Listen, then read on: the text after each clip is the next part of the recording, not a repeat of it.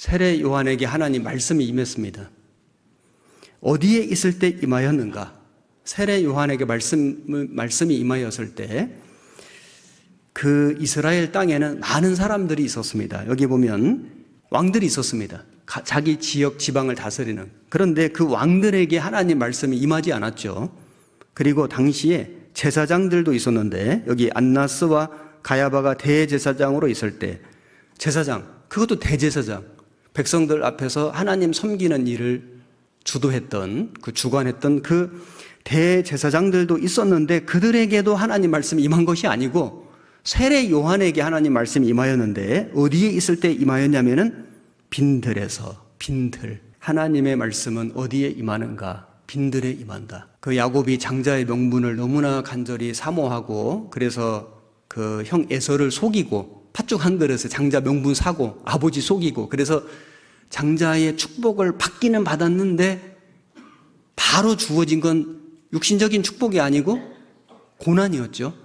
형 에서가 죽이려고 했습니다. 그래서 형 에서를 피해서 외갓집으로 피난 가는데 거기 그 루스라고 하는 그 들에서 돌 베개하고 잠을 자는데 하늘이 열리고 사닥다리가 보이고 천사가 오르락내리락하면서 하나님의 음성을 들었습니다. 어디에서? 루스 들에서. 그래서 나중에 거기 이름을 베델이라. 벳엘. 그 엘은 하나님이고요. 벳은 집인데 하나님의 집이로다. 그렇게 얘기를 한 겁니다.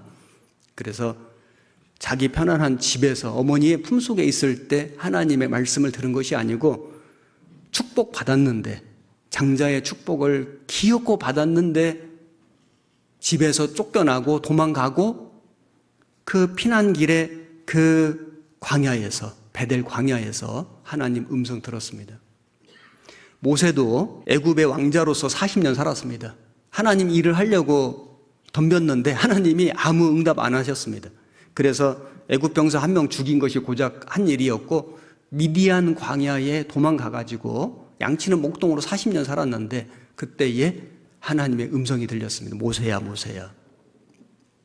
미디안 광야에서 양치는 목동으로 있을 때 하나님 음성을 들었습니다. 사도 바울은 사울일 때 아주 앞날이 유망한 사람이었습니다. 그는 아주 유능했고 가말리엘 문화에서 배웠고 그리고 로마 시민권자였습니다. 유대인 중에 유대인, 베냐민 지파에. 그런데 그때에 하나님 음성 듣지 못했습니다. 그가 다메섹 가는 길에서 예수님을 만나고 회심하고 이름이 사울에서 바울이 되었을 때, 그래서 고난받을 때, 감옥에 갔을 때 하나님의 말씀이 임하였죠. 그래서 옥중 서신도 기록했죠. 옥에서 기록한 겁니다.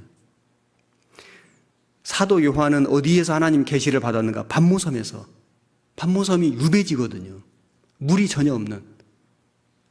나이가 90살이 넘어가지고 그 요한이 거기에 사실 말이 유배지 그냥 죽으라고 보낸 거예요. 거기에서 반모섬에서 유배지에서 사도 요한은 하늘이 열리는 걸 보고 말씀을 깨달은 겁니다. 계시 열어서 보여주셨다. 사도 요한이 요한계시록을 기록했습니다.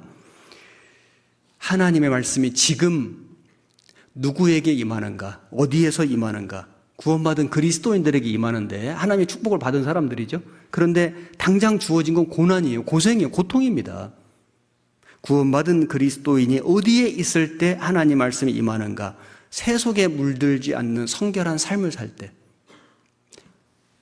광야는 세상과 멀어진 곳이거든요. 성결한 삶을 살 때. 그 다음에 세상과 떨어진 외롭고 고독한 삶 속에 내가 처해 있을 때. 그리고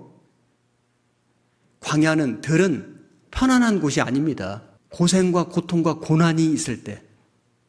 그래서 구원받은 그리스도인들이 세상과 타협하고 사람들과 어울리고 많은 사람들과 즐겁게 재미있게 자기 하고 싶은 것을 다 하면서 형통하게 살 때 하나님 말씀이 임하는 것이 아니고 반대입니다.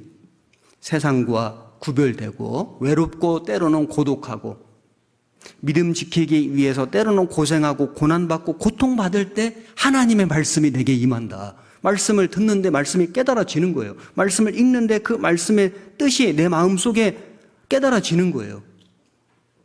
빈들에 있을 때, 세례 요한에게 말씀이 임한 것처럼 지금도 빈들, 광야, 감옥 같은 그런 상황 속에 내가 처해져 있을 때 하나님 말씀이 들리고 깨달아지는 겁니다. 계시를 받는 거예요.